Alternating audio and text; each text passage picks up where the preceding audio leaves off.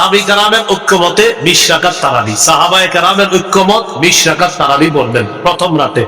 সাহারির সময় উঠা নবীর 12 মাসের একটা আমল আছে 8 রাকাত তাহাজ্জুদ। বলেন কোন মাসের আমল এটা? 12 মাস নবী কয় রাকাত তাহাজ্জুদ করতেন? 8 রাকাত। এই 12 মাসের তাহাজ্জুদের 8 রাকাতের আমলটা সাহারির সময় করতে পারেন। হুজুর কেন 12 মাস করলে সমস্যা নেই? আপনি কইরেন, আজকেও কইরেন, সমস্যা নেই, আজকে আপনি 8 রাকাত কইরেন। কিন্তু রমজানে যেহেতু সাহারির সময় আল্লাহ আমাদেরকে উঠায় দেয়, যেহেতু আমরা উঠি, একটা সুযোগ আছে আমাদের, তো এই সুযোগটা গ্রহণ করে রমজানে আমরা 8 রাকাত তাহাজ্জুদ পড়ার চেষ্টা করব। তাহলে তাহাজ্জুদ বলেন 12 মাসের আমল, বলেন তাহাজ্জুদ 8 রাকাত তাহাজ্জুদ, এটা কোন মাসের আমল? এটা আপনি রমজানে পড়তে পারেন যেহেতু সাহারির সময় ওঠেন। আর তারাবি এটা 12 মাসের আমল না, এটা শুধু রমজানের আমল। তাহলে তারাবি 20 রাকাত পড়বেন সাহাবায়ে কেরামের ঐক্যমতে। আমরা যারা আছি আমরা একটু ধীরস্থির ভাবে তারাবিতে তেলাওয়াত করব, যেন মুসল্লিরা তেলাওয়াত গুলা বুঝতে পারে। দ্রুত আমরা তেলাওয়াত করব না, খুব সুন্দর ভাবে আমরা তেলাওয়াত করব। কাদির, হাকিম, আলিম, সুদূর, এগুলা কিন্তু মুসল্লিরা বুঝে। 12 নাম্বার পাড়ায় রশিদ আছে না, কয়েকবার রশিদ, আমাদের এক মুসল্লি নাম আব্দুর রশিদ, উনি গনছে, হুজুর আজকে আমি 12 নাম্বার পাড়াটা পড়ছি, আমার নামটা কয়েকবার ছিল, আমি গুনছি আপনি এতবার পড়ছেন কিনা রশিদ, আমারে বলছে 12 নাম্বার পাড়ার দিন। একদম পুরো আব্দুর রশিদ ভাই এখন আছে লালবাগে, উনি 12 নাম্বার পাড়ার দিন আমার 1 বছর বলছে। এখন আমি ওই মসজিদে না, আর এক মসজিদে দাঁড়াই পড়াই। তো যেখানে যখন পড়াইতাম লালবাগে আপনার আমলিগোলা এসি মসজিদ, তো ওখানে আব্দুর রশিদ ভাই আছে একজন, তো উনি ওনার নাম যেহেতু আব্দুর রশিদ, তো 12 নাম্বার পাড়ায় রশিদ আছে কয়েকবার, তো উনি গুনে রাখছে যে উনি 12 নাম্বার পাড়াটা পড়ছে, আর গুনে রাখছে রশিদ। হ্যাঁ, এভাবে গুনে রাখছে আপনার যে ওমা আমরু ফিরআউনা বিরশিদ আলাইসা মিনকুম রাজুলুন রশিদ, এইভাবে রশিদ আছে কয়েকবার 12 নাম্বার পাড়ায়, তো ওনার নাম আব্দুর রশিদ। তো এই বেচারা আয়েশা বলছে হুজুর রশিদটা কিন্তু আপনি যেভাবে আমি গুনছি, আপনি যে ঠিক এতবারে আমি পড়ছি আজকে, আপনি এতবারই পড়ছেন, তার মানে বেচারা আমার পড়াটা মন দিয়ে শুনছে। তো এই জন্য বলতে চাইলাম মুসল্লিরা কিন্তু আছে যে উনি শুনতে চায় যে আজকে আমি যে পারাটা পড়ছি এখানে ইন্নাল্লাহা আলা কুল্লি শাইইন কাদির পড়ছি, মানে অনেকে দেখবেন আপনি যেটা পড়বেন উনিও দিনের বেলায় পারাটা তেলাওয়াত করেন, তো রাতের বেলা উনি অপেক্ষা থাকে যে এই পৃষ্ঠার শেষে তো একটা হাকিম আছে, হুজুর দিয়ে হাকিম বললো না, উনি অপেক্ষা থাকে উনি হাকিম পড়বে, উনি খবির পড়বে, উনি আলিম পড়বে। তো এটা তো আগ্রহ, এটা ভালো, এই জন্য আমরা একটু বুঝিয়ে শুনিয়ে তাদেরকে পড়া চেষ্টা করবো, বলেন ইনশাআল্লাহ। সুন্দর দেখেন এখানে যারা আছে, যারা হাফেজ না, তারাও কিন্তু এই আয়াতটার সাথে পরিচিত, ইন্নাল্লাহা আলা কুল্লি শাইইন কাদির, সবাই পরিচিত না আপনারা? তো এটা যখন নামাজে শুনবেন আপনার মাথায় ওহো এটা তো আমিও চিনি, এটা আমিও জানি, তো আমিও পারি, আল্লাহু আলা কুল্লি শাইইন কাদির, এটা আমিও পারি। এরপরে আপনার আল্লাহু খাবীরুম বিমা তা'মালুন, ইন্নাল্লাহা খাবীরুম বিমা তা'মালুন, এগুলো আপনি। এরপরে 19 নম্বর পারায় আছে আপনার বিসমিল্লাহির রাহমানির ইন্নাহু মিন সুলাইমান ওয়া ইন্নাহু বিসমিল্লাহির রহমানির রহিম। আচ্ছা বিসমিল্লাহির রহমানির রহিম পারেন না এমন কেউ আছেন? তিনি যখন 19 নম্বর পারার দিন শুনবে বিসমিল্লাহির রহমানির রহিম বলছে হুজুরে হুজুর আসলে ঠিকই তো, এটা তো আছে এখানে, এইভাবে তার আগ্রহ তৈরি হবে। হ্যাঁ, 24 নম্বর পারায় আছে আলহামদুলিল্লাহি রাব্বিল আলামিন, 24 পারার 15 নম্বর পৃষ্ঠায় আছে আপনার যে আলহামদুলিল্লাহি রাব্বিল আলামিন। তখন আপনারা আলহামদুলিল্লাহ রাব্বিল আলামিন পারেন না কে কে? সবাই পারেন। বুঝাইতে চাইলাম অনেক মুসল্লি আছে যারা অনেক পরিচিত আয়াত আছে, তারা এগুলো শুনতে চায় যে তারা ভিতরে হুজুর পড়বে আর আমি এটা মন দিয়ে শুনবো। তাহলে আমরা এইভাবে বুঝিয়ে শুনিয়ে একটু তেলাওয়াত করার চেষ্টা করবো, বলেন ইনশাআল্লাহ। তাহলে রমজান মাসে আমরা তারাবি পড়বো, সাহাবী কেরামের ঐক্যমতে 20 রাকাত তারাবি পড়বো, ধীরস্থির ভাবে পড়বো। আর 8 রাকাত তাহাজ্জুদ, এটা নবীজির 12 মাসের আমল। প্রশ্ন হলো হুজুর এটা 12 মাস করি না কেন? আপনি করেন, কোনো সমস্যা নাই, কিন্তু রমজানে যেহেতু সাহারির সময় আল্লাহ আমাদেরকে উঠায় উচি খাওয়ার জন্য 8 রাকাত তাহাজ্জুদ পড়ার চেষ্টা করবো। রমজানের দিনের বেলা যদি কেউ আপনার কাছে আইসা আপনাকে বলে ভাই কি অবস্থা, কেমন আছেন, বলবেন আলহামদুলিল্লাহ, তো তারাবি পড়ছেন? জি পড়ছি। এরকম কিছু লোক আপনারা বলবেন কয় রাকাত পড়ছেন? বলবেন তারাই পড়ছি তো 20 রাকাত পড়ছি। পড়েন নাই? বলবেন 8ও পড়ছি। 20 পড়ছেন? হ্যাঁ 20ও পড়ছি। আরে 20 8 দুটোটাই পড়ছেন, এটা কোনো কথা? পড়েন নাই কি? বলবেন ঝগড়া করি নাই। কি বলি নাই? ঝগড়া পড়ছেন কি? বলবেন 20ও পড়ছি 8ও পড়ছি। তো 20 কি বললেন? বলবেন সাহাবায়ে কেরামের ঐক্যমতে 20 রাকাত তারাবি, এটা পড়েছি। 8 কি বললেন? নবীজির 12 মাসের আমল তাহাজ্জুদ 8 রাকাত, এটাও পড়েছি। পড়েন নাই কি? ঝগড়া করি নাই, যে নিয়তে আপনি আসছেন এটা আমি করি নাই। আসসালামু আলাইকুম। নবীজি বলে দিয়েছেন ফাইন সাবাহু আহাদুন, কেউ যদি তোমার সাথে ঝগড়া করতে আসে বলবা ইন্নী ইমরুন সাইম, ভাই আমি রোজাদার, ঝগড়া করতে পারবো না। মনে থাকবে তো ইনশাআল্লাহ। আল্লাহ তৌফিক দান করে। যাকে সরাসরি দেখলে চোখের জিনা হয় তাকে মোবাইলে দেখলেও ফাজিনাল আইনি আন-নাজরু, চোখের জিনা হলো দেখা, ওয়া জিনাল লিসানাল মানতিক, জিহ্বার জিনা হলো কথা বলা, ওয়ান নাফসু তামান্না ওয়া তাশতাহি, অন্তরের জিনা হলো কল্পনা করা। আপনি কল্পনা করছেন মনে মনে অন্তরের জিনা। সত্যি করে বলেন এই জিনায় মানুষ কি পরিমাণ প্রতিদিন প্রতিনিয়ত জড়িয়ে পড়ছে। আর কত বলেন কবে আপনি গুনাহ ছাড়বেন? আর কত নিয়ামত আল্লাহ ভোগ করার পর আপনার উপলব্ধিতে আসবে যে আমি আল্লাহটা খাইতেছি, আল্লাহটা ভোগ করতেছি, সে আল্লাহ নাফরমানি আমি করতেছি। কিন্তু কবে আপনার বুঝ আসবে যে আমার নাফরমানি করা উচিত না? আল্লাহ বলতেছেন গুনাহ ছেড়ে দাও, প্রকাশ্য গুনাহ, গোপন গুনাহ। আল্লাহ বলতেছেন পাপের কাছে যাও না, অশ্লীলতার কাছে যেও না। সূরা বনী ইসরাঈল 31 নম্বর আয়াতে বললেন ওয়ালা তাকরাবুজ জিনা, বান্দা জিনা কাছেও যাও না। বলেন নাই জিনা করো না, বলছে জিনার কাছেও যাও না। এই আয়াতের ব্যাখ্যায় মুফাসসিরিনে কেরাম বলেন মা ইকাররিবু, এটার কাছে যাওয়া যাবে না। বান্দাকে যে জিনিস জিনা পর্যন্ত পৌঁছে দেয় এটার কাছে বান্দা যাওয়া যাবে না। এই জন্য ভাইয়েরা, স্মার্টফোন ব্যবহার করলে যার বেশিরভাগ অংশ আপনার গুনাহ হয় তা আপনি না করাই উত্তম। যদি স্মার্টফোন ব্যবহার এমন হয় বিষয়টা যে আপনি 90% গুনাহ শুধু এটা দিয়ে করতেছেন আর 10% আপনি ভালো কাজ করেন, সেক্ষেত্রে আপনারাই বলেন 90 ভাগ গুনাহ করে এটা দিয়ে। যদি এমনটা হয় তো আপনি স্মার্টফোন কিভাবে ব্যবহার করেন বলেন? কারণ আপনি তো 90 ভাগ গুনাহ এটা দিয়ে করতেছেন। কোন আলেম আপনাকে ডাইরেক্ট এটা বলবে না যে তুমি ব্যবহার করবে না, কিন্তু আলেম বলবে তোমার যদি এটা দিয়ে সারাক্ষণ গুনাহ হয় তাহলে তো তুমি এটা ব্যবহার করবে। তো 90 ভাগ গুনাহ যেটা দিয়ে করতেছেন আপনি, না আপনি এটা ব্যবহার করতে পারছেন না। আপনি আপনার অফিসিয়াল কাজগুলা করেন, করে এটা রেখে দেন, কেউ আপনাকে না করবে না, কিন্তু আপনি এটা দিয়া পুরো দুনিয়ার সব গুনাহ আপনি পকেটের মধ্যে নিয়ে ঘুরতেছেন। তখন ওলামায়ে কেরাম আপনাকে বলবে না তুমি এটা ব্যবহার করবে না। সত্যি করে বলেন স্মার্টফোন দিয়ে কি গুনাহ হয় মানুষের? যদি বেশিরভাগ গুনাহ হয়, আপনার গুনার অংশ হয়, সেক্ষেত্রে মুফতিয়ানে কেরাম আপনাকে বলবে তুমি এটা চালাও না। তো আমি বলছিলাম গুনাহ ছাড়ার অভ্যাস করেন। রমজান মাস অভ্যাসগত গুনাহটা যেন রমজানে আমাদের না হয়।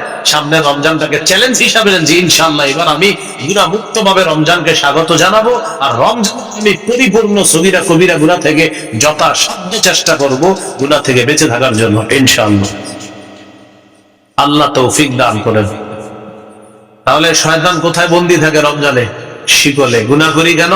অভ্যাসগত গুনাহ। তাই কি করতে হবে? গুনাহ ছেড়ে দিতে হবে, গুনাহের কাছেও যাওয়া যাবে না। আল্লাহ পাপ থেকে বেঁচে থাকার তৌফিক দান করেন। রমজান মাসের একটা রাত আছে, এই রাতটা 1000 মাসের চাইতে উত্তম। সূরা কদরের 3 থেকে 5 নম্বর আয়াতে আল্লাহ বলেন লাইলাতুল কদরি খায়রুম মিন আলফি শাহর। লাইলাতুল কদর, কদরের রাতটা খায়রুম মিন আলফি শাহর, 1000 মাসের চাইতে উত্তম।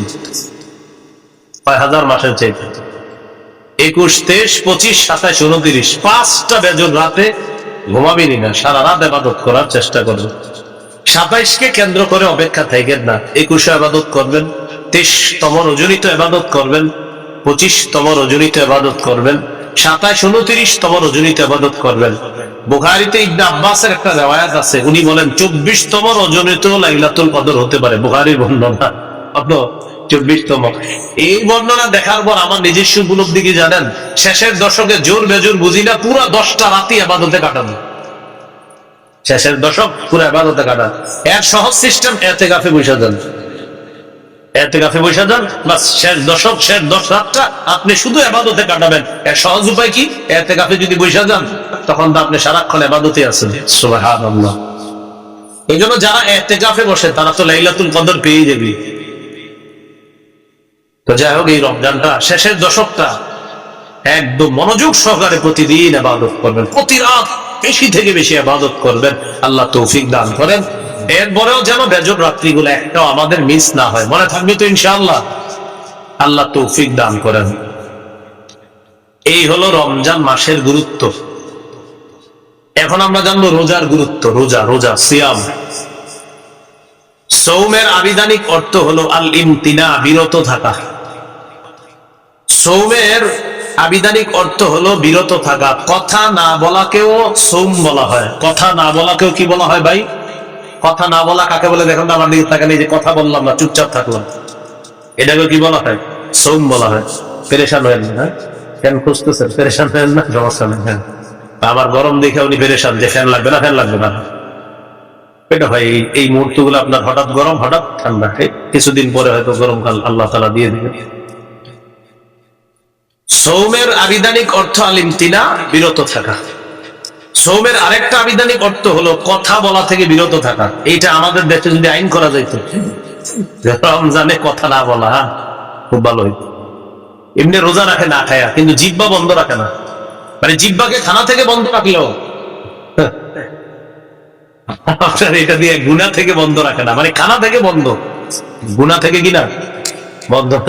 এরকম একটা মানে আপনার আইন হয়ে যেত যে বিশেষ করে বাংলাদেশে যারা আছে এদের জন্য জিহ্বাটা নিয়ন্ত্রণ করতে হবে। কারণ আমাদের দেশে আপনার রমজান আসলেই সব জিনিসের দাম বাড়ানো শুরু হয়, জিহ্বার মিথ্যা শুরু হয়। অথচ সারা পৃথিবীর অন্যান্য দেশে রমজান যত আসে মুসলমানদের জন্য দ্রব্য মূল্য তত সহনীয় করে দেওয়া হয়, কমায় দেওয়া হয়। সৌদি আরবে রমজান যত আসে, আগে যেটার দাম ছিল বেশি, খেজুরের দাম যদি হয় 10 রিয়াল, রমজান মাসে করে দিবে 5 রিয়াল। পানির দাম যদি হয় 2 রিয়াল, রমজানে 1 রিয়াল। তাদের ইয়াকিন যে একে আল্লাহ 70 দিবে, এটা তাদের ইয়াকিন। আমরা কি করি, যত রমজান কাছে আর খালি খুঁজে হুজুর যে কি কি খায় মুসলমান। 1 নাম্বার খেজুর, বাস বাড়াও দাম। 2 নাম্বার রমজানের কতটুকু অংশ গরম থাকবে, শেষ 20 গরম থাকবে। এবার রমজান আপনার শেষের 20 একটু গরম হবে, তাহলে তরমুজ আটকায় রাখো, শেষের 20-এ মারো তরমুজ ইচ্ছা মতো। প্রথমে আটকায় রাখবে, ছাড়বে না প্রথম দিকে, তখন এটা বাড়াবে, গুদামজাত করবে, এরপরে আপনার এটা সময় মতো বাড়ায় দিবে। এটা কি বলেন ভালো কাজ হলো না এটা সুযোগের অসৎ ব্যবহার করা হলো? অসৎ। এটা মুসলমানকে, রোজাদারকে কষ্ট দেওয়া শামিল। আল্লাহ হেফাজত করেন। এই হলো আপনার রমজান মাস। সৌমের একটা অর্থ হলো কথা থেকে বিরত থাকা, এটাও সৌমের একটা অর্থ। যেমন পবিত্র কোরআনে সূরা মারিয়ামে আছে, ঈসা নবীকে তার আম্মা যখন কোলে নিয়ে মানুষের কাছে যাইতেছে, টেনশনে পড়ে গেছে। ঈসা নবীর আম্মা বলতেছে, আল্লাহ ইয়া লাইতানি মিততু ক্বাবলা হাযা, আহারে এই দৃশ্যের আগে যদি আমি মারা যাইতাম ভালো হইতো। ওয়াকুনতু নাসিয়াম মানসিয়া, আমার যদি সব ভুলাইয়া দেওয়া হইতো, আমি যদি এমন হইতাম যে সব ভুলে গেছি, তাহলে ভালো হতো। আমার যদি সবাই ভুলে যেত ভালো হতো। কারণ আমি এখন সন্তান নিয়ে যাব, আমার স্বামী নাই, কোন পুরুষ আমাকে স্পর্শ করে না, জাতি তো আমাকে বলবে সন্তান করতে গেছে। তো বলতেছে ইয়া লাইতানি মিততু ক্বাবলা হাযা, হায় আমি যদি এর আগে মারা যাইতাম। ঈসা নবীর আম্মা এটা বলতেছে। তো আল্লাহ তাআলা ঈসা নবীর আম্মাকে বললেন, فَإِمَّا تَرَيِنَّ مِنَ الْبَشَرِ أَحَدًا فَقُولِي إِنِّي نَذَرْتُ لِلرَّحْمَنِ صَوْمًا فَلَنْ أُكَلِّمَ الْيَوْمَ إِنسِيًّا। তুমি যদি মানুষের মধ্যে কাউকে দেখো তোমার ডিস্টার্ব করতে পারে মানুষ, তখন তুমি বলবা ইন্নী নাযারতু লিররহমানি সাওমা, আমি কথা না বলার মানত করেছি, আমি রহমানের জন্য কথা না বলার মানত করেছি। এই যে সাওমা, সাওমা মানে কথা না বলার মানত করা। তাহলে সাওমের একটা অর্থ কি? কথা না বলা। ফালান উকাল্লিমাল ইয়াওমা ইনসিয়া, আজ আমি কিছুতেই কার সাথে কথা বলবো না, কোনো মানুষের সাথে কথা বলবো না। মাহফিলই চলে গেল, কিসের আওয়াজ? কিছু ব্যস্ত মনে হয়, কেউ মাইক দিয়ে নিষেধ করেন। তো এরকম হলো আপনাদের মাইক, মাহফিলের পাশে মাইক বাজবে। আল্লাহ তাআলা বললেন, মারিয়াম তুমি পুরুষকে যখন দেখবা, মানুষকে দেখার পর বলবা আমি রহমানের জন্য কথা না বলার মানত করেছি, আমি কারোর সাথে কথা বলবো না। খুব মন দিয়ে শুনবেন, বুঝাইতে চাইলাম সৌমের একটা অর্থ হলো কথা বলা থেকে বিরত থাকা। তো আমি বলতেছিলাম রমজান মাসে জিহ্বাটারে বিরত রাখার খুব চেষ্টা করা। কেন একটু বুঝেন। হাদিসে আসছে রাসূল সাল্লাল্লাহু আলাইহি ওয়াসাল্লাম বলেছেন, সিয়াম হলো ঢাল, যতক্ষণ এই ঢালটাকে ছিদ্র না করা হবে। বলেন তো সিয়াম কি? ঢাল, জাহান্নাম থেকে বাঁচার ঢাল। এটাকে যতক্ষণ কি না করা হবে, ছিদ্র। রোজা নামক ঢাল ছিদ্র হয় 2টি অপরাধে। কয় অপরাধে? মিথ্যা এবং গীবত। এখন আপনারা বলেন মিথ্যা গীবত হয় কি দিয়ে? জিহ্বা দিয়ে। তাহলে রমজানের রোজাটা হলো ঢাল, ততক্ষণ যতক্ষণ এটাকে ছিদ্র না করা হবে। রমজান নামক রোজা বা রমজানের মাসের যে রোজা, এই রোজা নামক ঢালটা ছিদ্র হয় 2টি অপরাধে। একটি হলো মিথ্যা বলা, আরেকটি হলো গীবত করা। মিথ্যা এবং গীবত হয় জিহ্বা নামক অঙ্গের মাধ্যমে। আজকে থেকে চেষ্টা করা আমরা জিহ্বাকে নিয়ন্ত্রণ করা, এটার মাধ্যমে যেন আমাদের রোজাগুলা ছিদ্র না হয়। যথাসাধ্য চেষ্টা করা, আল্লাহ হেফাজত করুন। তাহলে এবার আপনারা বলেন, রোজা ছিদ্র হয় কয় অপরাধে? কি কি? মিথ্যা আর গীবত হয় কোন অঙ্গের মাধ্যমে? তাহলে জিহ্বাকে এখন থেকেই সংযত করা, নিয়ন্ত্রণ করা, আল্লাহ তৌফিক দান করেন। তিরমিজির হাদিস 2406 নম্বর হাদিস, 2406। এই হাদিসের বর্ণনাকারী উকবা ইবনে আমির রাদিয়াল্লাহু তাআলা তিনি রাসূল সাল্লাল্লাহু আলাইহি সাল্লামকে প্রশ্ন করলেন, মান নাজাতু ইয়া রাসূলুল্লাহ, ওগো আল্লাহর রাসূল, মুক্তির উপায় কি আমি আপনার কাছে জানতে চাই। রাসূলুল্লাহ সাল্লাল্লাহু আলাইহি সাল্লাম বললেন, মুক্তির উপায় তিনটি। ভাই, মুক্তির উপায় কয়টি? তিনটি। এক নাম্বার, আমসিক আলাইকা লিসানাক, তুমি তোমার জবান সংযত রাখবা, জিহ্বা সংযত রাখবা, এটা মুক্তির এক নাম্বার উপায়। এখান থেকে বোঝা যায় জিহ্বা আপনাকে বিপদে ফেলবে। নবী বললেন মুক্তির এক নাম্বার উপায় জবান নিয়ন্ত্রণ করবা। দুই নাম্বার, ওয়ালিয়াসাকা বাইতুকা, তোমার ঘর যেন তোমার জন্য প্রশস্ত হয়। এটার উদ্দেশ্য হলো আপনি কাজ শেষ করে তাড়াতাড়ি বাসায় চলে যাবেন। 6টা বাজে বাসায় যাওয়ার কথা, আপনি রাত 10টা 11টা বাজছে এখনো বাসায় যান না। স্ত্রী ফোন দিয়েছে, কি ব্যাপার, 6টায় বাসায় আসার কথা, সর্বোচ্চ 6:30 7টা বাজতে পারে, আপনি এখনো আসেন নাই কেন? বন্ধুদের সাথে আস না, বন্ধুদের সাথে থাকা যাবে না, না কাজ শেষ বাসা, বাসা থেকে বের হয়েছেন কাজ, হয়তো কাজে নয়তো বাসা, নয়তো বাসা নয়তো কাজে, অন্য কোথাও থাকবেন না। নবী বলেন মুক্তির 2 নম্বর উপায় বাসায় থাকো। কেন? কারণ বাহিরে যে গুনাহগুলো আপনি করবেন, আপনার স্ত্রী সন্তান মা বাবার সামনে সেগুলা মন চাইলেও করতে পারবেন না। তাই নবী বললেন মুক্তির 2 নম্বর উপায় বাসায় থাকো। ওয়ালিয়াসাকা বাইতুকা, ঘর যেন তোমার জন্য প্রশস্ত হয়। তাহলে কি শিখলাম? আড্ডাবাজি করা যাবে না। 3 নাম্বার, ওয়াবকি আলা খাতিআতিক, তুমি তোমার গুনাহের জন্য কান্নাকাটি করো, তুমি তোমার গুনাহের জন্য কান্নাকাটি করো। তাহলে এখানে মুক্তির 3টা উপায়। 1 নাম্বার, জিহ্বা সংযত রাখা, জবান সংযত করা। বলেন তো, রোজা নামক ঢাল ছিদ্র হয় কয় অপরাধে?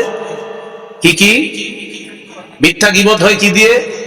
নবী মুক্তির উপায় বলছে কয়টা? এর মধ্যে 1 নাম্বার কি নিয়ন্ত্রণ করা? জিহ্বা। তিরমিজির হাদিস 2407 নম্বর হাদিস, 2407। এই হাদিসের মধ্যে আসছে, قال رسول الله صلى الله عليه وسلم إذا أصبح ابن آدم فإن الأعضاء كلها تكفر اللسان اتق الله فينا فإنما نحن بك فإن استقمت استقمنا وإن اعوججت اعوججنا। আদম সন্তান যখন সকালে ঘুম থেকে ওঠে, আমি আপনি আমরা যখন আগামীকাল সকালে ঘুম থেকে উঠবে, আমার আপনার সমস্ত অঙ্গ প্রত্যঙ্গ গুলা জিহ্বাকে ডাকবে। কাকে? জিহ্বাকে ডেকে বলে ইত্তাকিল্লাহ ফিনা, ও জিহ্বা আমাদের ব্যাপারে আল্লাহকে ভয় করো।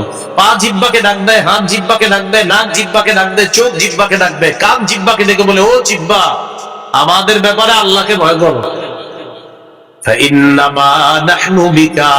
কারণ আমরা তোমার মাধ্যমে নিয়ন্ত্রিত, জিহ্বাকে বলে সবাই। জিহ্বা তুমি যদি সোজা থাকো আমরাও সোজা থাকবো, ঠিক থাকবো। জিহ্বা তুমি যদি বাঁকা হয়ে যাও আমরাও বাঁকা হয়ে যাও। তাহলে বলেন তো, রোজা নামক ঢাল ছিদ্র হয় কয় অপরাধে? কি কি? মিথ্যা গীবত হয় কোন অঙ্গ দিয়ে? জিহ্বা দিয়ে। সমস্ত অঙ্গ প্রত্যঙ্গ কাকে বস মানে? জিহ্বা। জিহ্বা বস সবার, এই জন্য এটা নিয়ন্ত্রণ করতে হবে। তিরমিজির হাদিস 2408 নম্বর হাদিস, قال رسول الله صلى الله عليه وسلم من يتكفل لي ما بين لحييه وما بين رجليه اتكفل له بالجنة। রাসূলুল্লাহ সাল্লাল্লাহু আলাইহি সাল্লাম বলেন, আমার কোন উম্মত যদি 2টি অঙ্গের নিশ্চয়তা আমাকে দিতে পারে যে সে জিহ্বা দিয়ে গুনাহ করে না আর লজ্জাস্থান দিয়ে গুনাহ করে না, 2 চোয়ালের মাঝের অঙ্গ তথা জিহ্বা, 2 রানের মাঝের অঙ্গ তথা লজ্জাস্থান, এই 2টি অঙ্গ দিয়ে সে গুনাহ না করার নিশ্চয়তা যদি আমাকে দিতে পারে, আমি নবী তাকে জান্নাতে নেওয়ার জিম্মাদার হয়ে যাব। তিরমিজির হাদিস 2409 2409 قال رسول الله صلى الله عليه وسلم মান ওয়াকাল্লাহু শাররা মা বাইনা লাহইহি ওয়া মা বাইনা রিজলাইহি দাখালাল জান্নাহ। রাসূলুল্লাহ সাল্লাল্লাহু আলাইহি ওয়াসাল্লাম বলেন, আল্লাহ তাআলা যদি কোনো ব্যক্তিকে জিহ্বা এবং লজ্জাস্থানের গুনাহ থেকে হেফাজত করে, অনিষ্টতা থেকে হেফাজত করে, আল্লাহ তাআলা যদি আমাকে আপনাকে জিহ্বা এবং লজ্জাস্থানের অনিষ্টতা থেকে হেফাজত করে, বাঁচায়, নবী বলেন সে মরবে, দাখালাল জান্নাহ, জান্নাতে প্রবেশ করবে। সুবহানাল্লাহ। আল্লাহর কাছে বল, আল্লাহ জিহ্বার অপরাধ থেকে বাঁচান, লজ্জাস্থানের অপরাধ থেকে আমাকে বাঁচান। বলেন আমিন। তিরমিজির হাদিস, 2410 নম্বর হাদিস। এই হাদিসের বর্ণনাকারী সুফিয়ান রাদিয়াল্লাহু তাআলা, তিনি রাসূলুল্লাহ সাল্লাল্লাহু আলাইহি ওয়াসাল্লামকে বললেন, হাদিসনি বিআমরিন আ'তাসিমু বিহি ইয়া রাসূলুল্লাহ, হুজুরকে এমন কিছু বলেন যেটা আমি মজবুত ভাবে আঁকড়ে ধরবো, এমন কিছু আমাকে বলেন। فقال رسول الله صلى الله عليه وسلم قل ربي الله ثم استقيم, তুমি বলো আমার রব আল্লাহ, এটার উপর অটল থাকবা। বলেন রব্বি আল্লাহ, বলেন রব্বি আল্লাহ, আল্লাহ আমার রব, বা আমার রব আল্লাহ। নবীজি বললেন তুমি এই কথাটা বেশি বেশি বলবা আর এটার উপর অটল থাকবা যে আমার রব আল্লাহ, আমার রব আল্লাহ, রব্বি আল্লাহ, আমার রব আল্লাহ।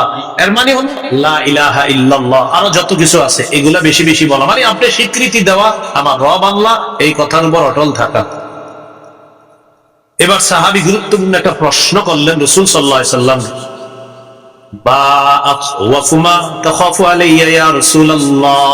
হুজুর আমার জন্য সবচেয়ে বিপজ্জনক আপনি কি মনে করেন? নবীজিকে প্রশ্ন করলেন, ইয়া রাসূলুল্লাহ আমার জন্য সবচেয়ে বিপজ্জনক বিষয় কোনটি আপনি মনে করেন, আপনার কাছে জানতে চাই। ফাখাযা বিলিসানি নাফসিহি, নবী নিজের জিহ্বা মুবারক ধরে বললেন হাযা, এটা, হাযা এটা। নবী নিজের জিহ্বা ধরে বললেন এটা, এটা তোমার জন্য সবচেয়ে বিপজ্জনক মনে করি। কেমন যেন আমাকে আপনাকে সকলকে এটা দ্বারা আল্লাহ রাসূল হুঁশিয়ার বানিয়ে দিচ্ছেন। এক সাহাবীকে নবীজি বলতেছেন তোমার জন্য সবচেয়ে বিপজ্জনক মনে করি, নিজের জিহ্বা দেখায় বলতেছে হাযা, এটা এটা এটা। শুধু কি সাহাবীকে বলেছেন না আমাদের সকলকে? সকলকে এটা এটা সবচেয়ে বিপজ্জনক। তাহলে মূল কথায় চলে আসি, রোজা ছিদ্র হয় কয় অপরাধে? কি কি? মিথ্যা গীবত হয় কোন অঙ্গ দিয়ে? জিহ্বা। সবচেয়ে বিপজ্জনক অঙ্গের নাম কি? সমস্ত অঙ্গ প্রত্যঙ্গের বসের নাম কি? জিহ্বা। সবাই সকালবেলা কারে ডাকতে থাকে? এটা বেশিরভাগ মানুষকে জাহান্নামে নিবে, আল্লাহ হেফাজত করেন। তিরমিজির হাদিস 2616 নম্বর হাদিস, 2616 হাদিসের বর্ণনাকারী মুআয ইবনে জাবাল রাদিয়াল্লাহু তাআলা তিনি বলেন, কুনতু মা রাসূলিল্লাহি সাল্লাল্লাহু আলাইহি ওয়াসাল্লাম ফি সাফারিন, আমি রাসূলুল্লাহ সাল্লাল্লাহু আলাইহি সাল্লামের সাথে এক সফরে ছিলাম। فأصبحت يوما قريبا منه ونحن نسير فأصبحت قريبا منه ونحن نسير, নবীর সাথে এক সফরে ছিলাম। সফরে চলতে চলতে একদিন সকালবেলা নবীর কাছাকাছি পৌঁছে গেলাম। বুঝছেন তো সফরটা, মানে ওই যুগের সফর কেমন হতো, কেউ হেঁটে কেউ ঘোড়ায়, তো এইভাবে লম্বা বাহিনী। তো সাহাবী বলেন ওই সফরের মধ্যে আমিও ছিলাম। আমি একদিন নবীর কাছাকাছি চলে গেলাম সকালবেলা। সকালবেলা নবীর কাছাকাছি যাওয়ার পর আমি নবীজিকে গুরুত্বপূর্ণ একটা বিষয়ে জানতে চাইলাম। তাহলে এই বিষয়গুলো আমাদের গুরুত্ব সহকারে জানতে হবে। হ্যাঁ, সবাই খুব মন দেন। সাহাবী বললেন, আখবিরনি বিআমালিন ইউদখিলুনিল জান্নাহ ওয়া ইউবাঈদুনি মিনান নার, হুজুর আমার এমন কিছু আমল বলেন যে আমলটা আমাকে জান্নাতে প্রবেশ করবে, জাহান্নাম থেকে আমাকে দূরে রাখবে, এমন কিছু আমাকে বলেন। فقال رسول الله صلى الله عليه وسلم, নবীজি বললেন, তা'বুদুল্লাহ লা তুশরিকু বিহি শাইআ। রাসূলুল্লাহ সাল্লাল্লাহু আলাইহি সাল্লাম বললেন তুমি আল্লাহর ইবাদত করবা, আল্লাহর সাথে শিরিক করবা না। ওয়া তুকিমুস সালাহ, তুমি নামাজ কায়েম করবা। ওয়া তুতিজ যাকাত, তুমি যাকাত আদায় করবা। ওয়া তাহুজ্জুল বাইতা, তুমি হজ করবা। ওয়া তাসুম রমাদান, তুমি রমজানে রোজা রাখবে। এখন বলেন তো ইসলামের মৌলিক বিধানগুলো চলে আসছে না কথার মধ্যে? রাসূলুল্লাহ সাল্লাল্লাহু আলাইহি সাল্লাম বললেন, আলা আদুল্লুকা আলা আবওয়াবিল খাইর, আচ্ছা আমি কি তোমাকে কল্যাণের দরজা সমূহের কথা বলবো না? এবার নবীজি বললেন, কল্যাণের অনেকগুলা দরজার মধ্যে উল্লেখযোগ্য দরজা হলো তিনটি। কল্যাণের উল্লেখযোগ্য দরজা কয়টি? এক নাম্বার সাওমু জুন্নাহ, এক নাম্বার কল্যাণের দরজা হলো সিয়াম, রোজা রাখা। দুই নাম্বার সাদাকাতু তুতফিউল খাতিআতা কামা ইউতফিউল মাউন নার। দুই নাম্বার কল্যাণের দরজা হলো সদকা করা। সদকা এমন একটি ইবাদত, পানি যেমন আগুনকে নিভিয়ে দেয়, সদকা মানুষের গুনাহগুলোকে ধুয়ে মুছে সাফ করে দেয়।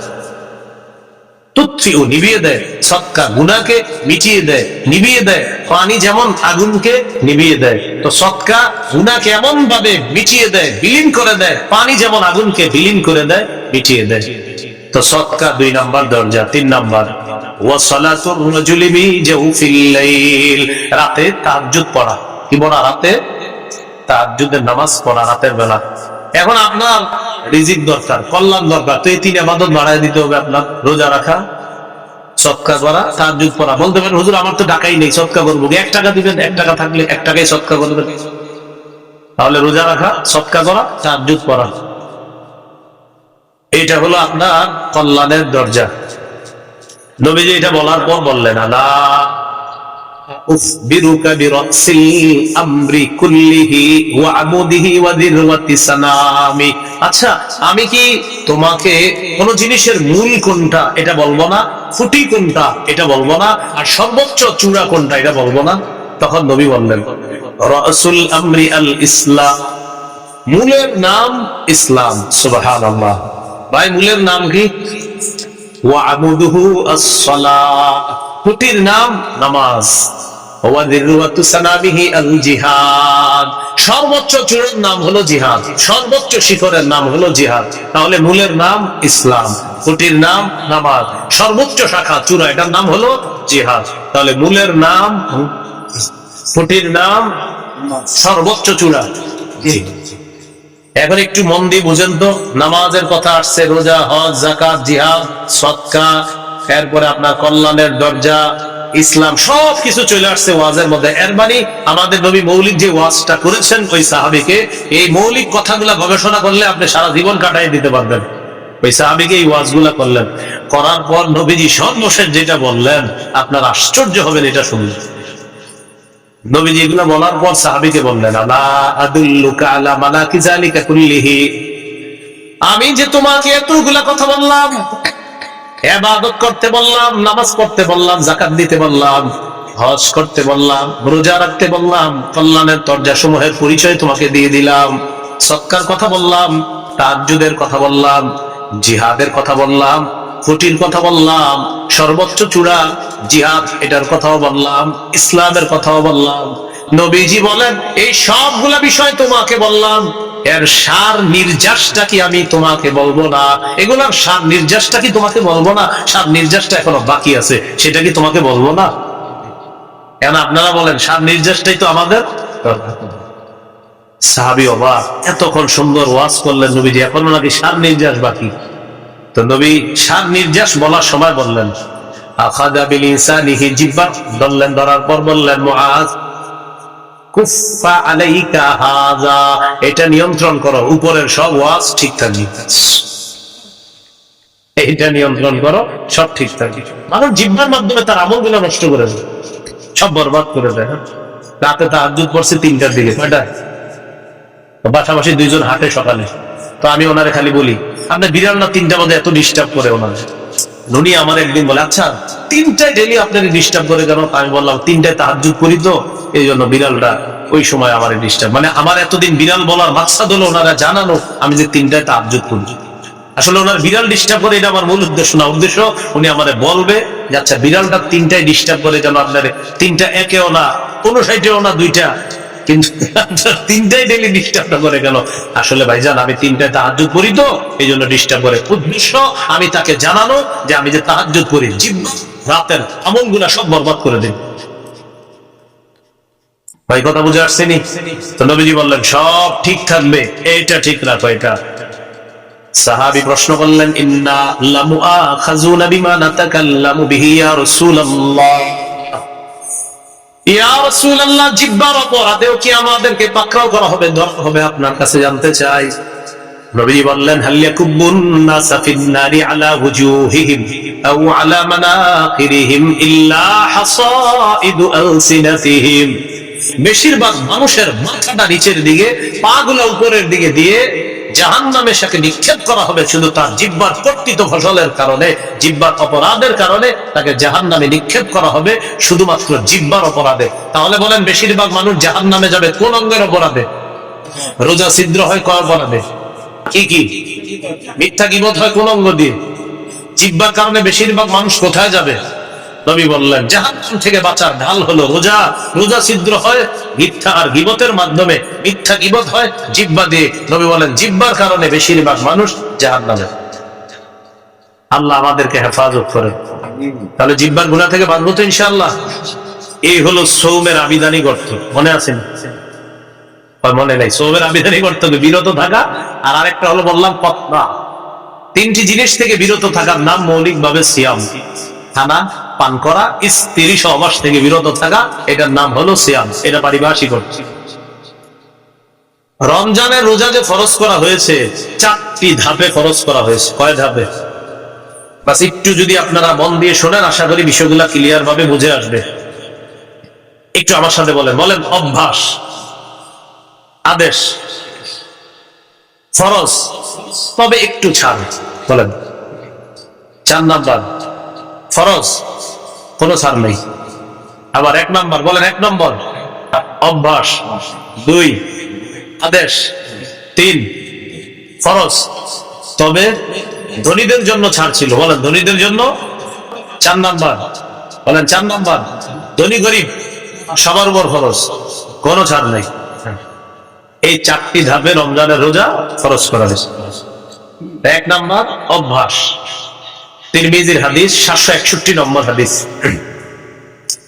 আবু যর গিফারি রাদিয়াল্লাহু তাআলা আনহুকে রাসূলুল্লাহ সাল্লাল্লাহু আলাইহি সাল্লাম বলেন, আবু যর, ইযা সুমতা মিনাশ শাহরি সালাসাতা আইয়াম, তুমি যদি প্রত্যেক মাসে 3টি রোজা থাকতে চাও, ফাসুম সালাসা আশরাতা ওয়া আরবাআ আশরাতা ওয়া খামসা আশরাতা, তুমি যদি প্রতি মাসে 3টি রোজা রাখতে চাও, তাহলে 13, 14, 15 রাখবা। যদি চাও তাহলে রাখবা। অভ্যাস, মন চাইলে রাখতে পারো।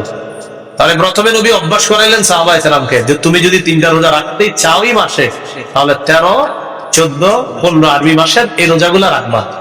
আর হাদিসে আসছে, মান সামা সালাসাতা আইয়ামিন মিন কুল্লি শাহরিন কানা কামান সামা দাহরান, যে ব্যক্তি প্রতি আরবি মাসে 3টা রোজা রাখবে, এর মানে 3, 11, 33টা রোজা। প্রতি আরবি মাসে 3টা রোজা। মা বোনদেরকে এই কথাগুলো বললেন, তারা এই রোজাগুলো রাখতে খুব আগ্রহী। পুরুষরা হয়তো কাজ টাজ করে, অনেক রাখে না। প্রতি আরবি মাসে 3টা রোজা যদি রাখে কেউ, তাহলে 3, 11 কয়টা হয়? 33টা। এই 3, 11, 33টা রোজা, প্রতি আরবি মাসে 3টা রোজা যদি কেউ রাখে, কানা কামান সামাদ দাহরা, সে কেমন যেন সারা বছর রোজা রাখে। যদি এই অফারটা রমজান মাসের পরে শাওয়াল মাসে আছে। রাসূলুল্লাহ সাল্লাল্লাহু আলাইহি সাল্লাম বলেন, মান সামা রমাদান, যে ব্যক্তি রমজানের পুরো রমজান রোজা রাখলো, সুম্মা আতবাহু সিত্তাম মিন শাওয়াল, এরপরে শাওয়ালের 6টা রোজা রাখবে, কানা কা সিয়ামিদ দাহরি কুল্লি, সে যেন সারা বছর রোজা রাখলো। তাহলে একটা হলো 11 মাস, 3, 11, 33টা, এটা একটা অফার আছে। আর একটা হলো শাওয়ালের 6টা রোজা, ওইটার একটা অফার আছে। তো যাই হোক, আমাদের মূল আলোচনা ছিল 1 নাম্বার অভ্যাস। নবীজি অভ্যাস করেছে, চাইলে 3টা রোজা আরবি মাসে রাখতে পারেন।